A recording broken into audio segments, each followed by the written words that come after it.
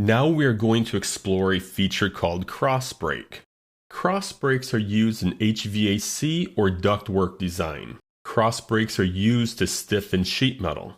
Now it's important to note the cross break command lets you insert a graphical representation of a cross break on a sheet metal part.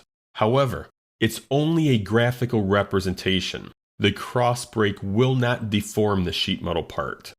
I am going to select the cross break command, and the Property Manager opens. In the first window, I am prompted to select a face for the cross break. So I'm going to go out to the screen, select the face, and notice we see a preview of the two cross break lines. This feature allows you to select the direction of the cross break, and you can do that by simply selecting the arrow and notice it flips, or you can change this setting in the Property Manager by selecting the reverse direction button. You also have the option to change the break radius and the break angle. Now before I close out of the Property Manager, notice we have a button for Edit Cross Profile. So if I select it, I receive a dialog box stating the sketch is valid. Now I can go out here and delete relations and change the position or location of the sketch lines.